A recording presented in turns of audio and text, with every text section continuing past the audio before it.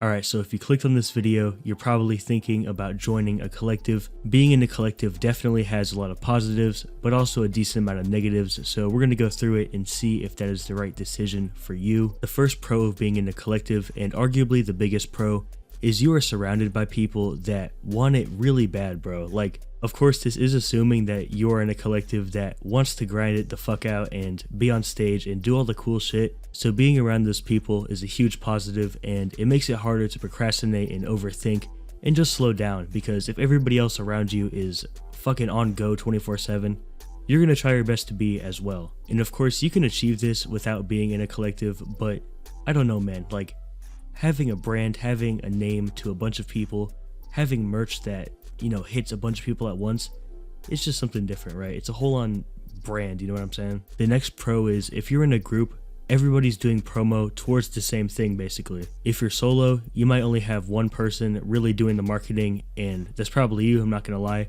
But if you're in a collective, you have a bunch of people, maybe like 5-6 people, and you know, like I said before, all those people are grinding towards the same exact thing, and everybody benefits from it. That's one of the biggest pros, is that everybody benefits from it. You're also going to get real feedback from the people around you because it represents more than just you. A lot of the best groups in music started off as very, very tight-knit collectives, and you know, that is something that is very notable to this video. The last pro that I think is worth touching on is financials, because let's be real, you're gonna have to spend money at some point in your music journey, right? At least if you're trying to take it serious. Like, you can get by without really paying shit if it's just like a hobby, which that is fine, bro. Like, music is fun.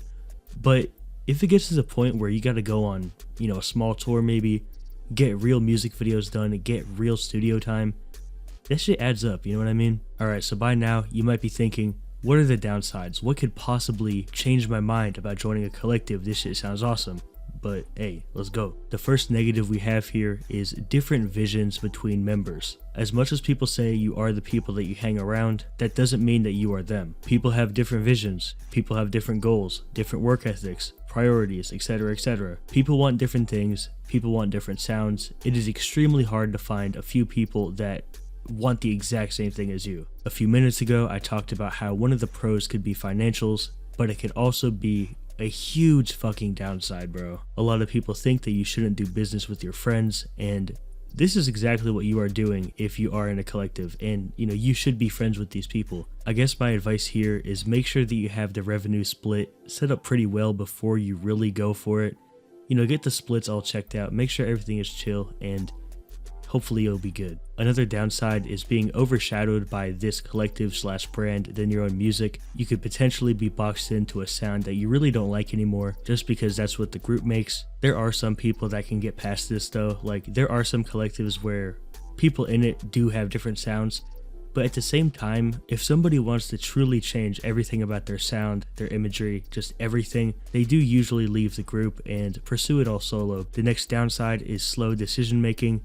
This is really like a late game downside. Like, if you're kind of in the beginning of, you know, working with these people and this music journey, this really isn't that big of a deal. But once you get some real motion, music video shoots become a thing, shows become a thing, it gets pretty rough, you know, because a lot of people can't dedicate their entire life to music. You know, people have jobs, people go to school, they're in college. Shit gets real, you know, trying to plan shit. So yeah, especially whenever you're trying to get like 5 people in the same exact place at the same time. The last negative is pretty fucking brutal.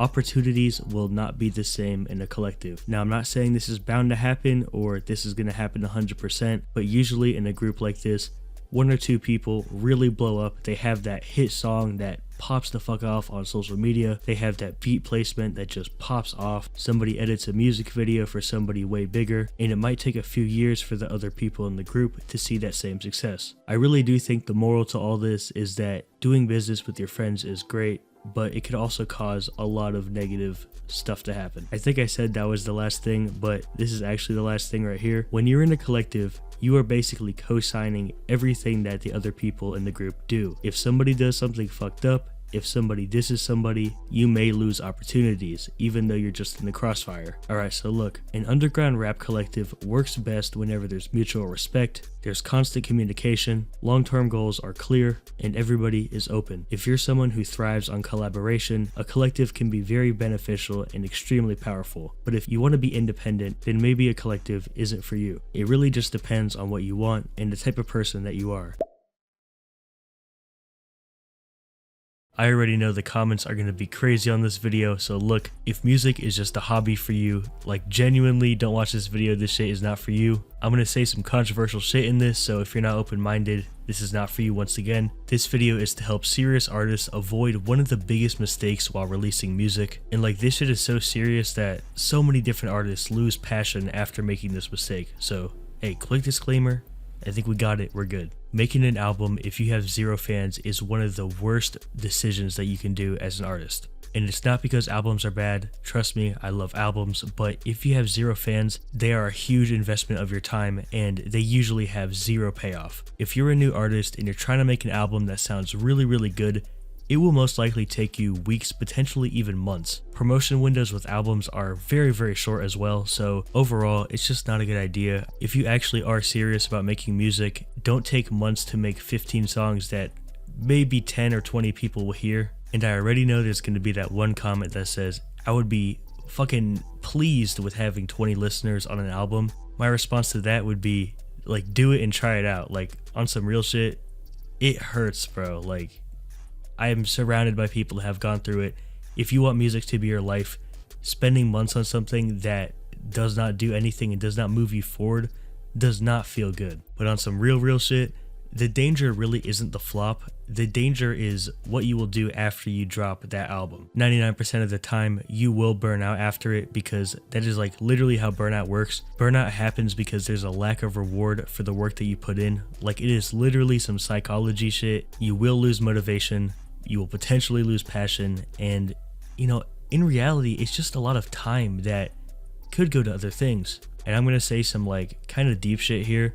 I can see like my audience's age. Most of you guys are in college or just about to graduate college. You need to take every single opportunity you have while you are young to really make music work, because let's be real, when you get older, life gets pretty serious, you have a lot more responsibilities, and to be honest, making music your job is hard. You're gonna have to grind your ass off. It's better to grind now than later, and don't be grinding in the wrong spots like an album, you know what I mean? I think you guys get it by now. Like, I do not think you should drop an album if you don't have any fans. Albums really only work whenever people are actually waiting for it, but for some reason, if you are just obsessed with making something, making a project, making an album, make an EP, bro. Like, just chop a few songs at once, have a theme, have a title, have a cover.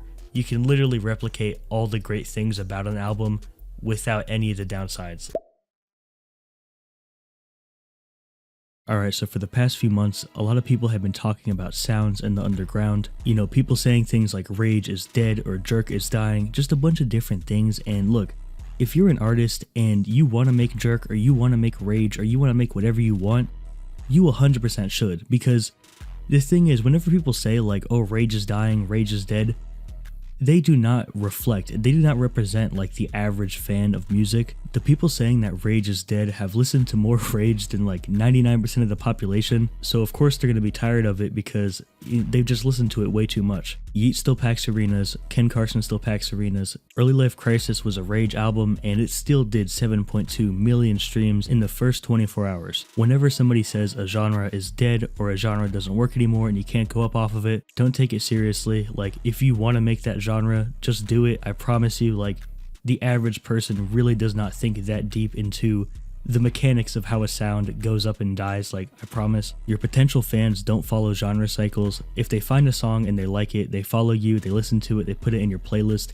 They're not cross-referencing if your sound is currently approved by, you know, r/underground music or TikTok. People really don't think that deep. And I want to go back to the Early Life Crisis part, but whenever Early Life Crisis dropped, you know, I'm surrounded by people that make music and like music, and you know, it's, for a lot of them, music is their job and their life. So when Early Life Crisis dropped, you know, they were saying stuff like, I don't like how it's Rage, I don't like it, you know, I wish it was something different. But the people that I talked to where they just listen to music for fun, you know, they said that they liked it. And I feel like this is important to note.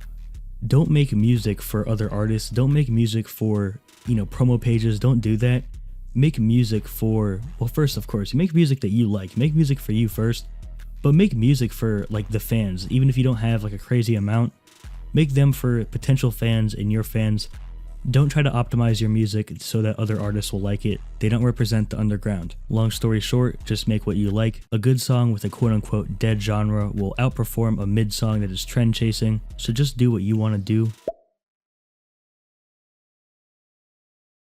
Yo, what's good guys? So today, we're gonna do a little tier list of the best and the worst investments for underground rappers. If you don't know how a tier list works, S is like the best, top of the top investment. E is like the worst, don't do it. Alright, so for the first investment, we have microphones. Now the thing is with the microphone, if you have like a cheap headset, like maybe a $20 headset microphone that you play like video games on, you should invest in a better microphone. But if you already have like a $200 microphone, a pretty good decent microphone, I personally think that you should not upgrade. And the reason is because the difference between a $50 mic and a $200 mic is like, very, very clear. But a difference between a $200 mic and a $300 mic, it is not worth it. I would say don't upgrade, it's not worth it. And the thing is, this is the underground. I know people that have literally millions of streams on a Blue Yeti, so I think if you have a really, really bad mic, like a Five Below mic or a headset mic, it is worth it to upgrade to something better. But if you already have something pretty good, it's not worth it. I put it between S and C, so I'm just going to put it in B. Alright, so while we're on the topic of equipment, we have to talk about an interface. If you have an XLR mic and not a USB mic, to be honest, a Focusrite gets the job done. Like, I know people that have literally ran an entire show on a Focusrite. You really don't need all this crazy equipment to go up in the underground. You'd be surprised. Like, if you have a really, really cheap, a really, really cheap interface, yeah, maybe upgrade a little bit, but if you have like a Scarlett Solo, it's not worth it. If you're doing like live instruments, yeah, maybe it will be worth it, but you just need something to get to the PC from your mic. So honestly, C tier. Don't go crazy, don't get a $1,000 interface. Alright, so this is like the last equipment one. We have soundproofing your room. Now this might be kind of controversial, but in my opinion, soundproofing your room as an underground rapper, D tier. Now this is like pretty controversial, I'm not gonna lie, but hear me out. Soundproofing your room, if you want like a good soundproof room, it is expensive. Like, it will cost you maybe a few $1,000s. It is pretty expensive. And the thing is that the underground is built on authenticity. We're not coming with $10,000 microphones and a $10,000 interface and a full studio in your room. People go up off BandLab with Apple earbuds. Like, D tier, if you have thousands of dollars to blow, A, maybe. If you don't do it. Okay, so now we have professional mixing and mastering. Now this is another really, really controversial one. All these are kind of controversial, I'm not gonna lie. But I want you guys to remember, this video is for people that have like under 5K monthly, they're trying to come up, they're making music in their room. Professional mixing and mastering, it's gonna go to C tier. Now here are the reasons why I put it in C. In my opinion, I think that you should have to learn how to mix and master your own music. If you have to hit up somebody every single time you want a song done, that is a lot of extra money and a lot of stuff that, you have to wait for it to get back to you. You have to do all this stuff when you could just do it yourself. Like deadass, if you really, really want to, you can learn how to mix and master in like a few days. And of course, like I already know I'm gonna get these comments, bro, that's the thing. Of course, you're not gonna be able to mix and master like Taylor Swift's level engineers or whatever, but you can learn how to make something sound good enough on a phone speaker. You can make something sound good enough for, potential TikTok virality. And this is the underground, it's authentic. Do it yourself. If you're trying to go for the polished vocals, everything polished 24/7, it's pretty rough, I'm not gonna lie. And now we have SubmitHub. Honestly, for an underground artist like underground rap, it's gonna have to go to E tier. Now the thing is with SubmitHub, if you just use like the free credits, it's great. And if you use like their tools, they have a ton of tools, right? They have a bunch of good tools, right? It's great. It's S tier for like a tool. But if you're trying to like, pitch the playlist and, pay for the playlist and do more than just the free credits, I'm gonna have to go with E because look, there's not even that many like real underground rap playlists on SubmitHub, so it's just not worth it. Now we have influencer promo. Now if you've been on this channel for a while or you're in my private server, I've talked about influencer promo and honestly I'm not the biggest fan of it ever, but I do think that it is better than some of the other things on this list. Now I'm going to put it in B tier because look, marketing is the most important thing to growing your music. I know a lot of people don't like to hear that, but a 7 out of 10 song with 10 out of 10 marketing will always beat a 10 out of 10 song with 5 out of 10 marketing. That's just how it is. So, you know, in my opinion, this is the most worth it thing so far, unless you have a really, really bad microphone. If you can't tell already, I think that marketing is 10 times more important than trying to make everything perfect, because perfection does not exist. Next up, we have getting professional music videos done. Now, if you don't know who this is, by the way, this is 730 at Morning. This is not paid promo or anything like that. I am just a fan of his work. And the reason why we have him here is because I found out about him and his music because of a music video. Now look, YouTube has been recommending music videos from small artists like crazy for like the past year, and you if you get lucky, that might be you. You know, you might get a video that is shown to thousands of new people and they will all become fans of you. Well, if they like it, of course. Here's the catch though. Just because a music video is good does not mean that it will be shown to a bunch of people or go viral or anything like that. If you want to film a music video and you really want it to be like potentially something that can get a bunch of new eyes on you, you have to learn stuff about YouTube. You have to learn retention, you have to learn click-through rate, a bunch of different things. But if you put in the time to learning all those things, a music video could be great for you. Now I'm going to put it in A tier because I have found so many different artists through this, and if you go on comment sections on small music videos, you will see people saying it was in their recommended, stuff like that. So I'm going to put it in A tier. So far, I do think that this is the best investment, but I do want to mention, you know, it is a gamble. Like, it is A tier if you know everything about YouTube or close to everything about how a YouTube video works and goes up. If you don't, it's a C tier. So, you know, of course, it's a gamble. If you put in the time, you can definitely have something that potentially can get you some new fans. Now we have botting your streams, your YouTube, your Instagram, whatever. Bro. F tier. If there was like a garbage tier, I'll be putting it here. If you bought your streams, bro, I don't even know what to tell you. Alright, so now we have meta ads. The thing with meta ads is that it costs a lot of money to even get a fraction of the amount of views that you need to blow up or make significant progress. Like if you really know how to work meta ads, it's okay. But in my opinion, organic over everything. Organic marketing is way better than paid marketing, especially if you're like 5K or under. Meta ads, it's kind of rough, I'm not gonna lie. If you know what you're doing, maybe it can be a B tier, but the amount of money it costs to actually move the needle and make stuff work for your music, it's kind of hard, and it's also hard to target the right people for your music. So I'm gonna put it in C. You know what, actually, you know what, I'm gonna put it in like higher C. And the reason I'm gonna do that is because, like, if you know how to work it, you can get some good results, and also like it's good for playlisting, I'll say that. So I mean, yeah, decent. Don't expect to blow up off of it though if you don't have like a ton of money to spend on it. So yeah. Now we have promo pages like Hyperpop Daily, Cash Cow Music, stuff like that. I'm not gonna lie, if you don't have anything crazy unique about you, it's not that good. But if you have something, you really bring something new to the table, whether it's your music, the way that you look, something about you, or the angle that you go with, it's pretty good. You know, like people like Too Slimy blew the up off of HBK. I'm gonna put it in B because here's the thing. Not a lot of people really have something that sets them apart so crazy, or not a lot of people are willing to go in with the angle that you need to really move the needle for this. Paying to open for a bigger artist. Now look, in the underground, like the underground rap scene, this is like more normalized than other genres. Like pay to play in other genres is very, very frowned upon, but in this scene, it's a little bit more common. So in my opinion, if you are going in with the mindset of I'm going to make every single one of these people my fans, don't do it. It's not worth it. But if you like match the headliner's energy, you match their, you know, you guys kind of have similar sounds and maybe a similar target audience, it could be a pretty good investment. The reason why you should be doing this, do it for clips, do it to talk to people backstage, do it to make connections, do it for TikToks afterwards, all that, you know, maybe a shot for a music video, everything like that.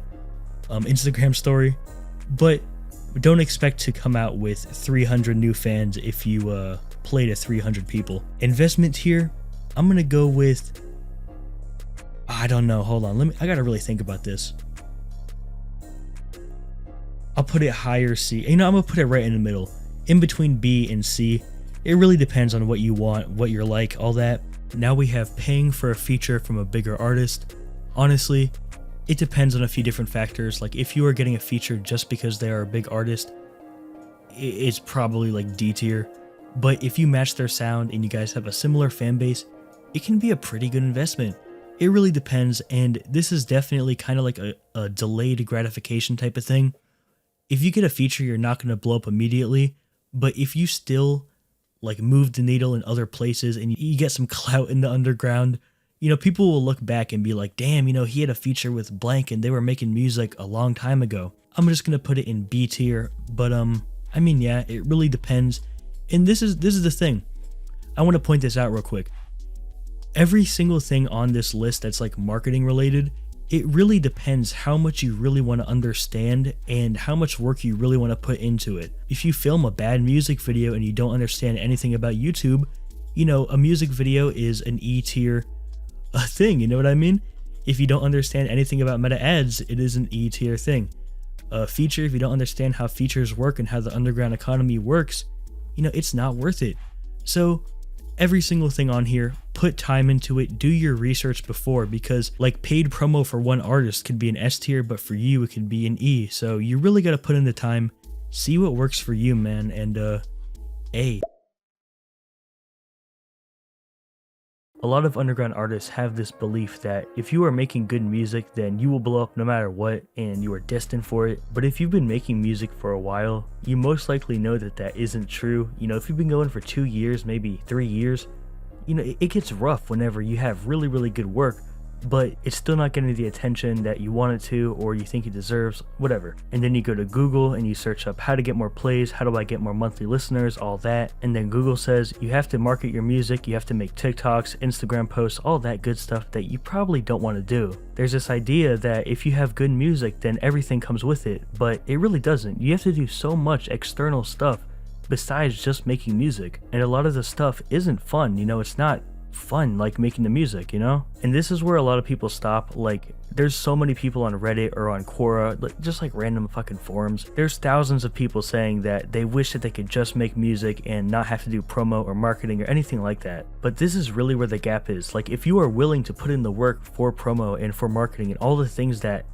thousands of people don't want to do, then you have the upper hand. If you go out of your way to really do the things that you don't want to do, you will get somewhere. Like 100%, I can promise you will get somewhere. Because if you don't want to do something, there's a good chance that there is thousands of other people out there that don't want to do it either. That could be going to a show and trying to make connections in the crowd, or even with the people running the show. Like that is very, very anxiety inducing and kind of scary for a lot of people. But if it's scary for a lot of people, that means that the people that actually try and just go for it, they will be the ones to succeed. Maybe you're scared of quote unquote annoying your audience and you only post 3 times to a new song. Meanwhile, there's some kid out there posting 100 times to his new song and he's the one that wins. He does not care about what other people think, so he's gonna go ahead and win. There's this idea with art that if you are making it, you're not gonna have to do stuff that you don't want to do. But I promise you, the people at the very, very, very top had to do so much shit that they don't want to do. Basically, you can have a huge advantage over everybody just by putting yourself out there, doing things that scare you, and doing things that are kind of boring. Because I'm gonna be real, marketing is not the most fun aspect of making music. Why do you think there's thousands of people out there saying they don't want to do it? It's because it's boring and it's scary and all this shit, man. But look, we're living in a time where it's constant dopamine, constant doom scrolling, all this stuff. If you don't do that, if you can really go against the grain and do the things that are boring, do the things that you don't want to do things that don't provide instant gratification, you will get ahead, because there are so many people making music that fall into those traps. Do the boring parts, do the hard parts, just do it all, man. Do it all. And I do want to mention, there is a specific tweet that is the reason why I made this video, but I can't find it anymore. I'm guessing the person who tweeted it originally deleted it, but basically it was somebody saying that they just want to make music and they don't want to do the hard parts. I tried to find it, but I can't. But I do have something really, really similar that I actually saw the next day from Mwell. This is Mwell's tweet right here. He said, I just want to make music and that's it. Like, okay, go do that. Go learn the hard way that you're going to get 0 results by doing nothing else. Now this was a reply to, it's actually hilarious. You tell artists you have to do more than just record and drop their music, and they act like you're tripping. Jesus Christ, is recording yourself enjoying your music for 20 seconds max really that hard? Okay, so as you can see, both of these creators both agree that you have to do more than just record and drop the music. And I want to mention, about a day later, Emwell did tweet this. This was not to bring down any upcoming artists, by the way.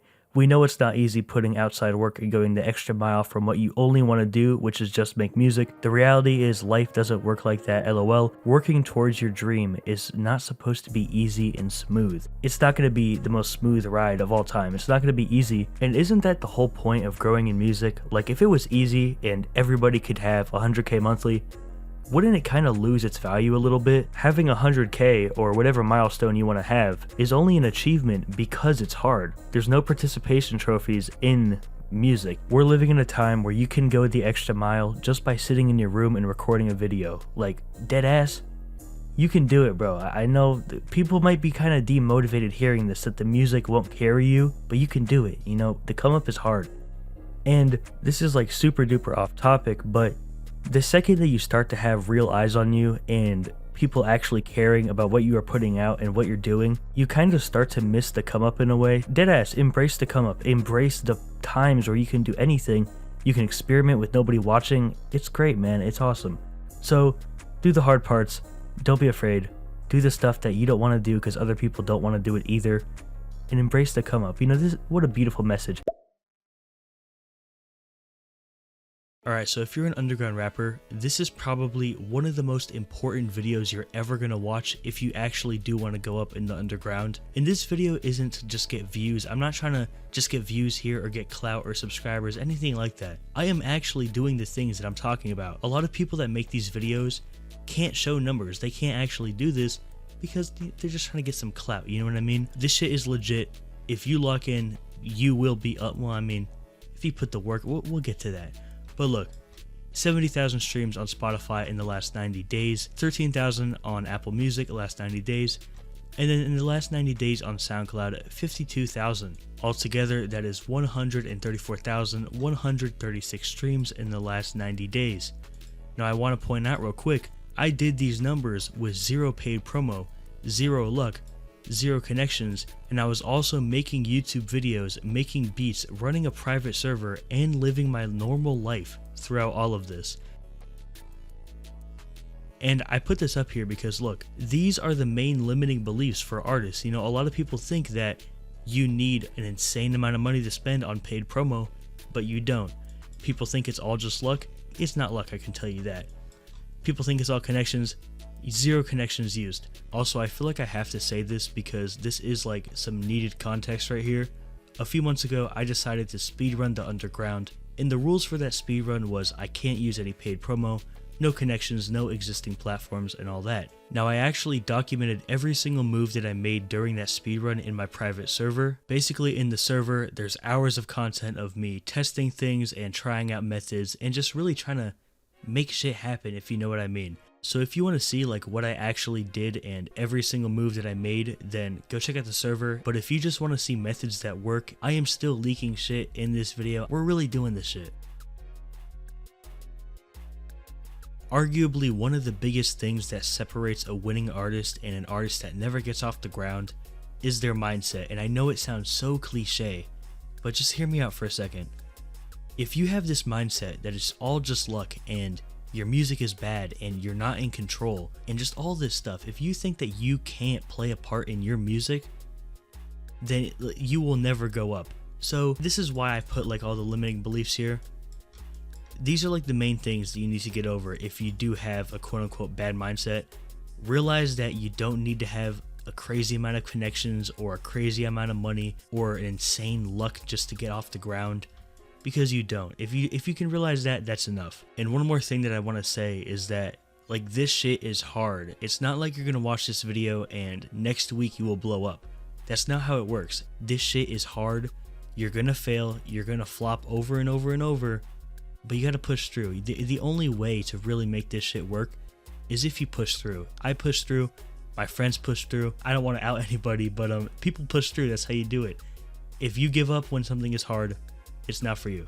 Now I'm going to talk about the essentials for your first 100K streams. Now, number one, of course, you need good music. I have the FL Studio logo up here and the BandLab logo. It doesn't matter what DAW you're on, it really doesn't matter. If you have good music and you can get unbiased opinions where people are saying that your music is actually pretty good, then that's enough. You know what I mean? You don't have to be spending 3 weeks on a song. You don't have to do all that. The next essential is TikTok. And if you're one of those people that's like, I don't want to be on TikTok, I don't want to use TikTok, TikTok is cringe, all that, bro, I'm not gonna lie, you're probably gonna get left behind because it's 2026. This is where artists come up. Drop the ego and just get on TikTok. So yeah, man. The last quote-unquote essential, and the reason why I said quote-unquote is because you don't need it, but it will definitely help you out a lot, is SoundCloud Artist Pro. Go to any one of your favorite artists, they have SoundCloud Artist Pro. SoundCloud Artist Pro, you get a lot of benefits from it. You get unlimited uploads, you can boost your tracks and shit, you can replace tracks without losing stats. In my opinion, that's fucking goated. But look, SoundCloud Artist Pro, basically you get prioritized in the SoundCloud algorithm. I got like 10K real plays from SoundCloud Artist Pro that I would not have gotten if I did not cop the subscription, if you know what I mean. So basically, if you want to be prioritized in SoundCloud's algorithm, I think it is 100% worth it. I will say at first though, like, your songs probably will get shown to kind of random people, but once SoundCloud figures out who your target audience is, it will really lock it in and it will show your music to underground fans. Okay, so for your TikTok profile, you're going to want to have a profile picture, you're going to want to have a bio, and that's really it for the setup. Make sure to choose a good profile picture though, because that will kind of be your branding for a little bit. And I mean, yeah, there's really not that much to say here. I guess for your bio, you can put, you know, SoundCloud and then your name, or Instagram and then your name. Over here, I do have something at the very end. Where is it? Hold up. I do have something about links in bio, but there's a reason why it's over there. I'll just say that. Now, this is where a lot of artists actually go wrong. Make sure that you go through a distributor to actually get your sounds on TikTok, because if you don't, then this golden button, this button right here, is what is carrying the entire 100K. If you don't go through DistroKid, CD Baby, anything like that, if you just post a video and the sound is there, like, you will not get the Add to Music app. And the reason why this is so important is because make it as easy as possible for people to listen to your music. If they have to jump through hoops, they most likely won't tap in. Look, if you get literally nothing from this video, remember this right here. Make it as easy as possible for people to listen to your music. If you just put like a video up and it'll say original sound, there's not going to be any Add to Music app, there's not going to be any of this. It's just going to say original sound, and even if you edit the sound, people are not going to switch off of TikTok, go on the SoundCloud and search you up. It sounds harsh, but think of the last time that you actually did that. Once again, you have to make it as easy as possible for people to tap in. If you don't have this button right here, you're doing something wrong. Go through a distributor. I'm telling you, like, bro, make it as easy as possible. Like, guaranteed, if I did not have this, if my quote-unquote viral sound just said in original sound, it would have not done 100K streams. No fucking way, it would not have. So make it easy for people, bro. So this right here is like the actual sauce. I know I just spent like 8 minutes setting everything up, but everything that I said, it was crucial. You know what I mean? You have to have your sound set up, you have to have TikTok set up, everything. All you need to do is make a few viral videos to start the chain. Now you might be thinking, what's the chain? We're going to go into that in a second, but I just like skipped over a little bit. You know what I mean? I feel like I just kind of threw this out here. All you have to do is make a few viral videos. Well, how do I get the viral videos? I don't know how to do a viral video. I'm about to show you right now. So this right here is like a very simplified version of what you need for a viral video. In my private server, I go way more in depth with everything, but I don't want to talk about click-through rate. I don't want to talk about like ratio. I don't want to talk about retention. This is what you need, right? This is what you get on YouTube, you know what I mean? So look, you need a piece of content that is engaging the entire time. Basically, you need people to watch for a long time. If a video is 10 seconds, people should watch for 10 seconds, you know what I mean? You want people to watch for as long as possible. That one's pretty self-explanatory, so yeah. Next up, something that people can engage with. Once again, this one is kind of self-explanatory. Just making a piece of content that people want to watch, they want to engage with it, they want to comment on it, they want to like it, just all that, right? Something that people can share. Now, this is where it kind of gets like a little bit fucked up, you know what I mean? A lot of artists make content that is not open-ended, and I'm gonna say this might be kind of like a shock in the face type thing. If you want to like really go up as an artist, you kind of have to have a little bit of swag, you know what I mean? You have to have something about you or something about the videos that you're posting that people want to share. And then this also kind of ties in with something that people can repost. You have to have something that really hits all of these quotas, if you will. You have to make something that people feel cool sharing to their friends, feel cool reposting, something that people want to engage with, all that. And I'm about to show some formats that really hit those. So yeah, man, this is what you need for a viral video. Of course, like I said, very, very, very simplified version, but you can get something with this. I'll just say that. Okay, so now back to the OG prompt. All you need to do is make a few viral videos to start the chain. Now we're going to talk about the chain. Let's say you make 10 TikToks promoting your music. Your song is in the background in every single one. 9 of them flop. Let's say each one does like maybe 500 views. But down here, this one was a 50K view banger. You know, this one got some traction. This one had people reposting and loving it and all that. So this is what's going to happen. And a lot of people really don't take this into consideration whenever they're talking about promoting their music. A lot of people think that the content that you put out is what gets people to the music, but a lot of the time it really isn't. What's going to happen is if you have a 50K view banger, other people will start to make videos to your sound. Now, like this video got 50K views, and then, you know, it spawned in 3 new creators making a video to your sound. Whether it's like a meme, whether it's somebody doing a dance, whether it's like a JugTalk video, it doesn't really matter. Your one video spawned 3 new videos. Now let's say that these videos start to do some numbers too. I hope you see the chain that I'm talking about. You made a video, people made videos off that video, somebody makes a video off those videos, and it just goes on and on and on. And I want to point out, it looks more like this. Like, I didn't really have that many examples for TikToks. Like, I didn't want to just sit here and screenshot TikToks all day, but it really looks more like this. There are, you know, hundreds, potentially even thousands of videos that go down this chain.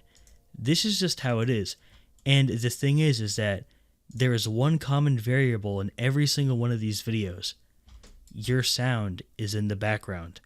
And all of this started from 50,000 views and 3 people making videos off your sound that went viral, and then people just, it just turns into a viral sound, bro. Now, give me 1 second. This happens all the time. Like with Blood, bro. One video is made to one of his songs, it, you know, hits 2 million views, and then people use the sound as well. It's a never-ending chain. Same thing for Uke Blood Soda Freestyle. It just keeps on going. There's one big video with it, and a bunch of small people follow. Those videos get big as well, and then it just keeps on going, man. And that's the thing. I'm not just talking about shit in these videos. I'm actually going to give you guys the formats to make this shit work. So we're going to just start with snippets. The pros with snippets, they are extremely easy to make. Very, very easy to make. You don't need crazy editing. You don't need anything. But the cons, and it's a pretty big con, people are desensitized to the snippet game. Unless you are bringing hella new shit to the table, your snippet probably won't go up, and it probably will not start the chain. Now look, with Netspend, he was bringing new shit to the table. He went viral on Twitter. It's hard to replicate that now, because there are a bunch of people that are doing the Netspend method that are not really getting that much traction. So in my opinion, I think snippets, like, you should still do them. You should still do the Triller type, but don't expect to have that be the thing to really blow you up. Next up, we have edits. The pros for edits is if your song is hard, plus you have decent numbers on an edit, other editors will make edits to your song, and that will start the chain that I was talking about earlier. So that's the pro. If your song is hard, you get some decent numbers, people will fuck with it. People will make videos to your sound. People might do some dances to your sound, all that. It'll start the chain. The cons, you have to learn how to edit. But I do want to note, the edits don't have to be crazy. Now we have lyric videos, pros, easy as fuck. Like literally CapCut will literally do that shit for you, bro. It's easy. No view ceiling, meaning one of these videos could potentially do 100 million views and bang, your life is changed. Like that dude Somber, I don't know if you guys know who that is. He blew the fuck up off of these lyric videos.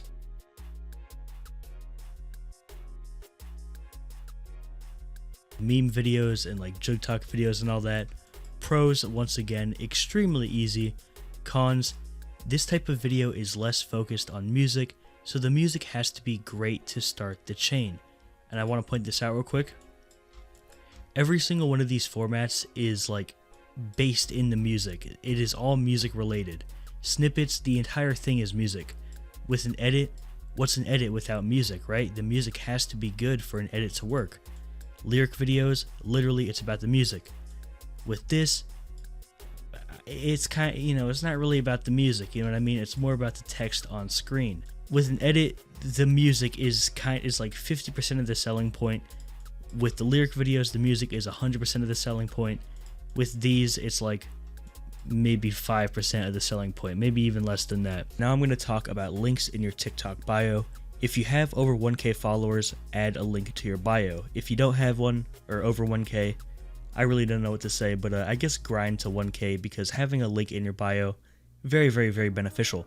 You might be thinking, what link should I add? It really depends on what platform you want to prioritize. If you want Spotify monthly listeners, put your Spotify link in. If you want more SoundCloud streams, put your SoundCloud link. If you want Instagram followers, put in your IG link. And if you want people to just tap in everywhere, make a solo or a link tree. So this is kind of like a personal preference type thing. Okay, so if you made it this far in the video, you clearly want this shit. And real quick, I'm going to go over like the reality of this video, the reality of the stuff I talked about in it, and just kind of like a recap, final thoughts type thing. All of the methods in this video do work. Like every single thing that I said, it is legit, it does work. But that doesn't mean that these methods will just instantly blow you up. It doesn't mean that they're easy, anything like that. You still have to put the work in. 100K streams, it does not come easy. The only reason why it's an achievement is because it's hard. So just keep in mind, if it feels like it's hard and you feel like you're not making insane progress, it's probably because it actually is pretty hard and it does take a decent amount of work to get shit going. I asked underground rappers what they regret doing most while trying to blow up. In this video, I'm going to talk about people that signed bad deals, lost thousands of dollars, ruined their reputation, and more. Also, if you're trying to go up in the underground, I have a private server. In that server, you can talk to me one-on-one. If you ever need feedback, advice, anything like that for marketing, I got you. I'm also speedrunning the underground and documenting every single move that I make in that server so you can copy my moves one-to-one. Overall, it's a pretty nice place to be, I'm not going to lie. In January 2026, I made a huge mistake on the business side of music. I got signed to this label called Records, and they still haven't transferred my music over. It's been 3 months now.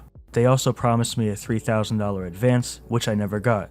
They own 100% of my publishing and 50% of my masters. Okay, so I'm going to stop this real quick, and I just want to say, if you are ever in a situation where you're about to sign, or really just anything business related in music, please, please, please make sure that you understand the contract, you understand the in and outs of everything. Because I'm not gonna lie, like, this deal that was given to him was not good in the first place. Besides the label kind of fucking him over, this deal was not good and he should not have signed it in the first place, like straight up. But also I do see the other side. Like, if you've been making music, you're trying to come up, you finally have a little bit of motion, sometimes you do things on impulse to kind of keep that high, you know what I mean? Let's get back to the story though. I realized I made a huge mistake when they didn't send me my money for the advance. This costed me literally everything. They locked my artist profile, stopping me from dropping any more music. I'm not gonna lie, bro, this story is so cooked, and this situation is definitely not one that I would want to be in. I think for the viewers though,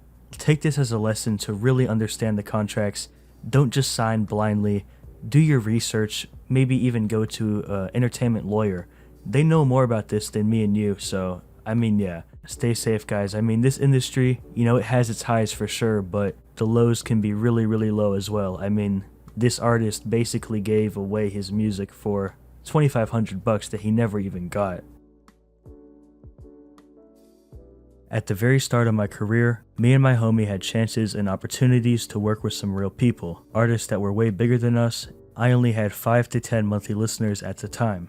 Instead of just being normal, I started acting different to impress them. This ended up hurting my reputation, and me and my homie ended up getting hoed out of over a band. I didn't even think about making a contract, I just wanted to get high and make music. Once again, guys, if you're doing business in music, make sure that you understand the ins and outs. It'll save you. You know, this dude got hoed out of 1K. Not acting like myself ruined my reputation in a way in future collabs with certain artists. I wish I could come to them now with a clear mind and forgive one specific artist. Even though it was a shady situation, I still want to forgive him. As you can tell, there is a lot of context that we are missing in this story, but that doesn't really matter because look, the overall message here is don't try to be someone that you're not. Like I said, I don't know exactly what happened, but putting on a front, trying to act cool, and just being somebody that you're not around people to impress them, especially if they are way bigger than you, is not a good idea. And as you can tell, you know, this dude ended up getting kind of fucked over for 1K because the other people could probably tell that he was putting up a front. So yeah, man, at the end of the day, you just gotta be yourself. That sounds so corny, but don't be someone that you're not. About 1.5 years ago, I recorded in an actual studio for the first time. My homie had a home studio in his room, and we used to just go over there to make music. He had an Audio-Technica, a Scarlett, the classic setup. One day I was out of my hometown, and on a spur-of-the-moment type thing, I decided to book at iMix Nation. It's funny because this story kind of sounds like an ad for iMix Nation, but you'll see where this is going, so yeah. Basically, I went to iMix Nation, and now I can't use anything that's not overly professional without feeling like I sound like absolute dog shit. It's literally been months since I recorded a song. Recording on an AT2020 just isn't the same after seeing my full potential. Even though I dropped one really high quality single, it killed my momentum after not being able to replicate the sound at home. Now this might be like a crazy comparison, but you ever hear those stories about people trying a drug one time and they'll never be able to achieve that state of happiness ever again? That's kind of what this reminds me of, even though it's such an extreme example. But look, I feel like I have some real advice here, and this advice goes for every artist out there, so if you're watching this, hey, make sure to listen to this right here. If you're always trying to get home runs, you will never swing. Basically, if you're aiming for perfection on every single thing that you do or drop, you will never do in the first place because you're just going to be stuck, paralyzed in this state of wanting everything to be perfect even though it never is. But once again, this is another kind of tough situation that I wouldn't want to be in. I guess all I can say is don't aim for perfection. I'm an artist from the UK. When I had basically no experience with music, all of my music was in a fake American accent. This fake accent that I had didn't sound good at all. I think the reason why I did this was because I was too shy to use my real voice, and instead, I was trying to copy all of the big American rappers. I really feel like this prevented me from growing because I wasn't authentic. It wasn't me in the music at all. And it's not like this was a secret. People on TikTok Live were saying I sounded like a British guy trying to be American, which is exactly what it was. People were telling me to be myself though, and it really resonated with me. I spent a lot of time with this fake accent, and I basically had to relearn how to rap in my own accent instead of the American one. This one was actually kind of like weirdly wholesome in a way. I don't know how to explain it, but this is kind of, once again, touching on just being yourself, man. Like, if you're not yourself, what's the point? Because if you're not yourself and your fans fall in love with this fake version of you, then, you know, that's no fun. But of course, keep it to an extent. Like, try to separate your life as an artist and just your regular life, because whenever those two get blurred, it kind of gets a little bit weird. But I will say, like, pretending to be American when you are British, that's a pretty big lie, you know what I mean? So I'm glad that he realized that the way is to just be yourself. When I was in high school, I had a decent following on social media. I had around 1.5 thousand monthly listeners, and of course it fluctuated, but overall, I was doing pretty good. The thing is, I thought that if I changed with every current genre / vision / wave, it would be beneficial. Basically, he was just like hopping on every trend, like if there's a certain type beat that's really popping off, he hops on that type beat. If there's a certain style that's popping, he goes to that style, you know what I mean. My monthly listeners ended up dropping to around 200. People that used to support me in my music were messaging me and commenting stuff like what happened and the such. By the time I realized what I was doing wasn't helping me, it was basically like starting from zero. I lost my passion for music, and basically all of my momentum was gone. My previous listeners didn't want to come back out of distrust, and I'm now starting from scratch under a new name, and I'm restarting the right way. Now, I actually talked about something similar to this a few videos ago. I think it was in the one called Make What You Want to Make. Basically, I talked about how sometimes trying to keep up with the trends of sounds in the underground can really backfire. If you're so focused on doing what is trending in the moment, you will never like fully immerse yourself in a certain wave or a certain sound. And I think that's important. There are some artists that they've stuck to one sound for a decade because it works for them and that is their sound. If you're constantly going quote unquote all in on a certain trend, it usually doesn't end well. Of course, experiment. Like, I'm not saying don't experiment. Of course you have to experiment when it comes to music, but don't think like, I'm going to do this certain sound for 3 months and then after that I'm going to switch to whatever trending next. Like, that isn't a good idea.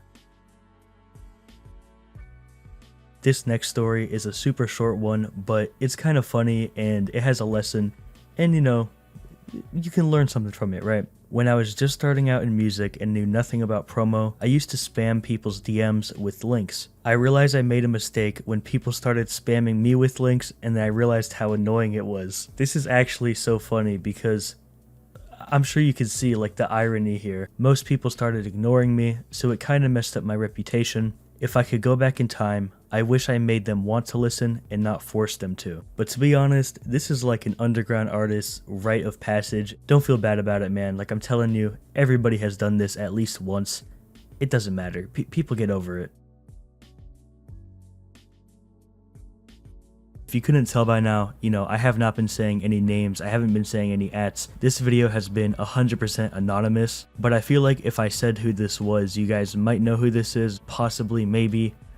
So yeah, let's get right into it. The mistake that I made was dropping an album. Dropping an album costed me my time, momentum, and overall, it was just wasted effort. I wish I just kept dropping singles every 1 to 3 weeks and kept building momentum until I was at least around 50k monthly. Yeah man, this one is pretty rough, I'm not gonna lie. I mean, if you've been on this channel for a while, you know my take about dropping an album. If you don't really have a huge fan base, 99% of the time, dropping an album really isn't the greatest idea ever if you're not doing insane streams or you don't have like a cult fan base. I will say though, dropping an album definitely does kind of build your catalog in a way, and I would not be like too quick to kind of write it off as a mistake. I do want to mention though, for the people watching, like, this person had thousands of monthly listeners and probably hundreds of people waiting for new music. So if he's saying that he regrets making an album and spending a bunch of time on it, there's a good chance that if you really don't have that big of a fan base, then it's not a good idea. Like I said though, dropping an album, it does build your catalog, and I feel like a great example here is actually Cemetery. If you don't know, Cemetery had this trilogy of albums called The Rainbow Bridge. There's 3 projects that make up the whole trilogy, and fans fucking love those albums. Even though most fans weren't there for the first 2, newer fans that might have found the 3rd album can look back at the first 2 and be like, damn, there's like kind of world building here, if you will. A mistake that I realized recently I was doing was releasing music just to delete it a couple hours or days later. I realized that doing this is costing me my time, my momentum, and my reputation. It really kills your motivation trying to make something perfect when it's not even possible. I now realize that I don't have a big enough audience to be picky, and I should have just kept my music up. Damn man, we have another perfection one. I'm telling you, if you're always trying to go for home runs, you're never gonna swing. You know, and I want to say this, like I used to be stuck in this trap as well. There was a time where I would only upload maybe 1 or 2 YouTube videos a month because I wanted them to be fucking bangers. I wanted them to be like the Super Bowl banger level. That's just not possible though, bro. Don't aim for it. But like I do get the mindset. It feels so much more intense, and if you have even just a small audience, it feels like they are just as critical as you are on yourself, but they're really not. I do believe that at least 90% of trying to make everything perfect is something in your head, and I feel like the great artists, you know, they had to get over this pretty early on in their careers.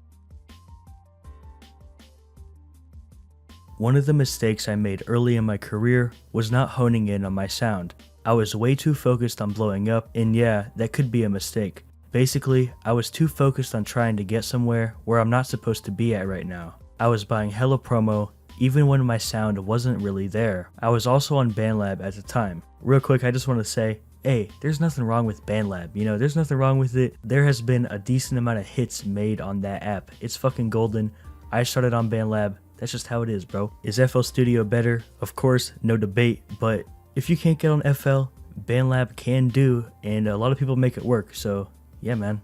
One night I got really high, and I was listening to my BandLab music, and I told myself that it was absolute shit, and that's when it all began after that day. In hindsight, I really thought on giving up, but my mind wouldn't let myself give up that easy, so instead I went dark for a few months. I started really focusing on my sound. I eventually was making songs I liked on BandLab. Eventually, I got FL Studio, and this just evolved my sound even more. I started making music that I loved. What I do differently now is just focusing on the little things. Going up is going to come with due time. And you know, this is the reason why I start almost every single one of these videos off with, you know, you have to have good music. At the end of the day, you know, your music is a product. And of course, look, of course not everybody is gonna like it. You know, music taste is subjective, and that's just how it is, you know, like not everybody likes my music. Going back to the OG prompt, you have to have stuff that is high quality and stuff that there is a market for. And you know, that can take some time. It took this artist a few months to really hone in on the sound.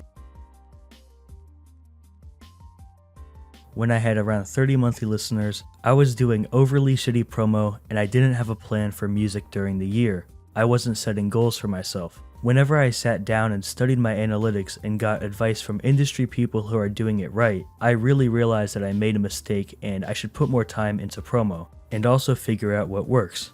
If I could go back in time, I wish I had better promo and I was planning out my drops. I wish I was doing 3 sets of high effort content a week, and then a reel or a TikTok at least twice a day. Dropping blindly also did not help me at all. You know what's funny is I really don't see this as a mistake, to be honest. In my opinion, I think that this is what growth looks like. No artist comes out just fucking swinging home runs left and right. Of course, whenever you're starting, your promo isn't going to be top tier. You live, you learn, you go through the motions, you get around people that are doing better than you, and you actually hear them out. And if you're open-minded enough, man, like you can make it work. This is growth. This was not a mistake. This is how a lot of artists are. And I'm sure there are a few artists right now watching this that, you know, kind of are dropping blindly and not really putting that much time into promo, and might think that 2 TikToks a day is like insane, but I see where you're coming from, bro. You got this shit, and keep going. Alright, I hope you guys liked this video. I actually had a lot of fun making it, and if you want to see something like this again, let me know for real, because this was so much fun making. If you want to submit a story, the form is in the pinned comment. I'm not gonna lie though, if you guys do not like this video, I probably will never do this again. But hey, I hope you guys did, because I had fun doing this. Alright guys, I'll see you later. Peace. Alright guys, so somebody submitted a story to the forum that I showed in my last video, and this story is actually crazy, so we're gonna read it today. Also, if you're serious about going up in the underground, I have a private server. You can talk to me one-on-one in there. If you ever need advice, feedback, anything like that, you can hit me up and I got you. I'm also speedrunning the underground and documenting every single move that I make in that server. The link to apply is in the pinned comment if you want to get in. So yeah, man. Hey, let's get into this story though, because this shit is crazy. A little over 2 years ago, I fell in love with small underground concerts. For some reason, I just loved the venues, the crowd, and the environment in general. The whole reason I started making music was because I wanted to be the person on stage. I wanted to be the artist. I started making music on BandLab and then eventually switched over to FL Studio. I'm gonna fast forward a lot because everything from here is just a regular come up story. I got a decent sized song off of TikTok, got a few features, sold a few features, and built a small fan base. You know what's funny is I feel like a lot of artists really do start because of live shows. I got really into the underground after seeing Osamason live in like 2024. And yeah, there's a real snowball effect there because imagine if I didn't go to that show. If I didn't go, that would be pretty weird because, you know, I wouldn't have a YouTube channel or music and I'd probably be in school and working a job. Man, Osamason really affected my life. That's crazy. Let's get back to the story though. So, in late 2025, I met a girl at an underground rap show. For this story, I'll just call her Amanda. Obviously, that is not her real name. We ended up spending pretty much the whole show hanging out. We exchanged numbers. We started to text daily after it, and we started hanging out a decent amount. We started to get pretty close pretty fast.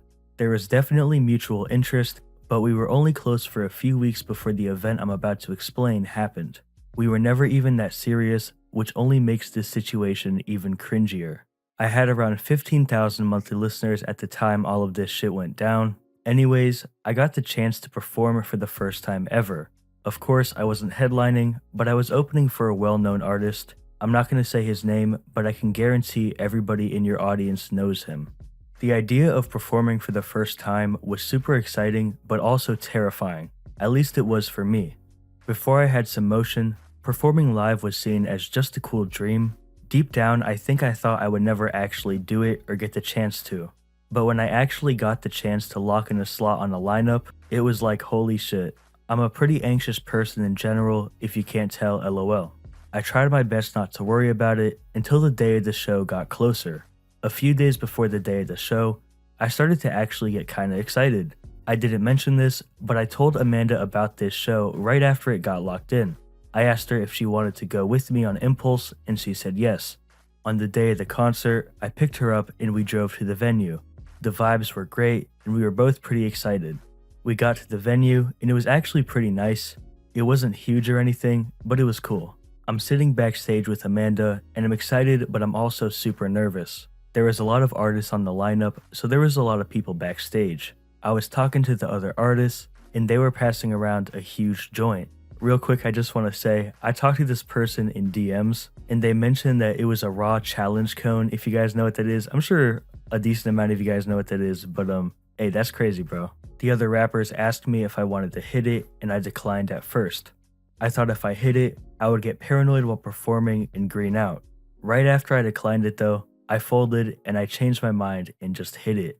I have no clue what was in this joint, but this was easily the highest I've ever been. I don't think there was anything weird in it because the people that had it were cool and they were hitting it themselves, but I was not prepared for this high at all.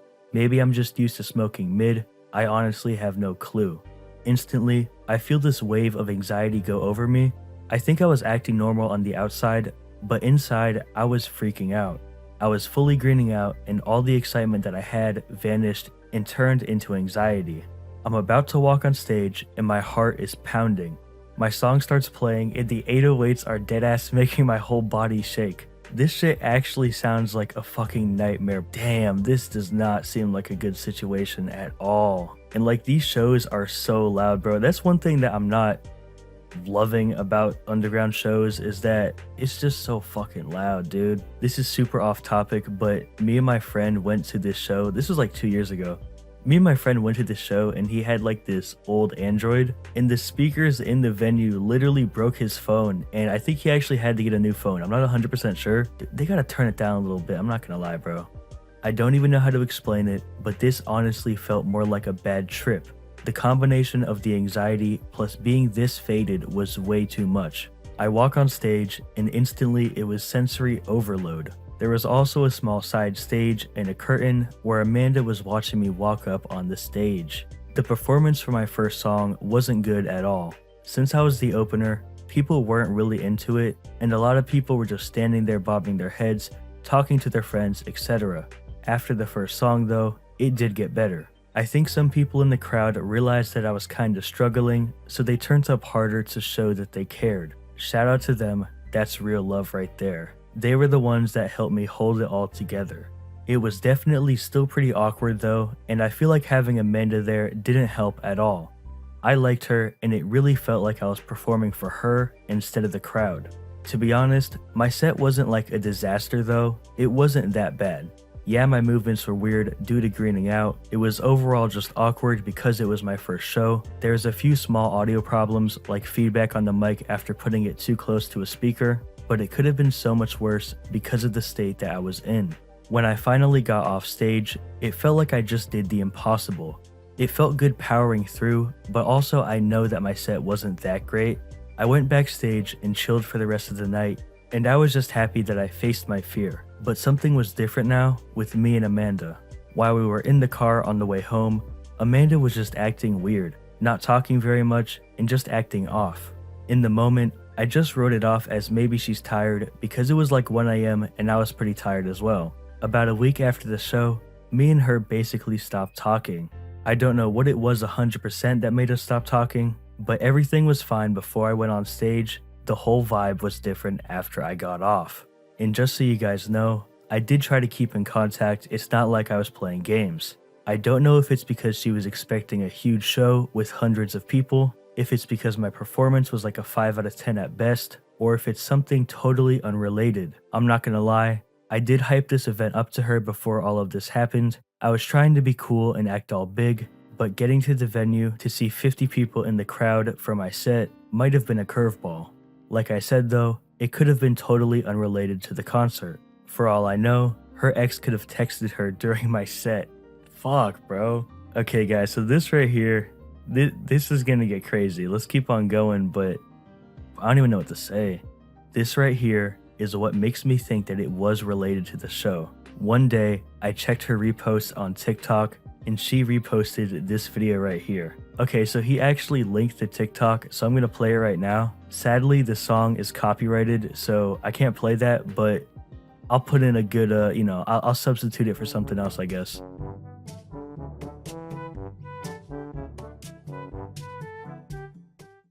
So that was the story of my first show. To anybody who's wondering, yes, I did do more shows after this. This one undesirable moment didn't make me want to never perform ever again. In my opinion, the most important lesson that I learned was to not treat your shows like a moment to impress someone. Going even further than that, don't treat your art as a moment to impress somebody. Your first show is for you and the people who paid to be there. Also, don't get too faded right before a very important moment in your life. Damn, so what a roller coaster that story was, bro. That shit was crazy. Shit, man. I feel like the moral here, I'm not gonna lie, I feel like he kind of said it best. You know, that was actually a great message that he had at the end there.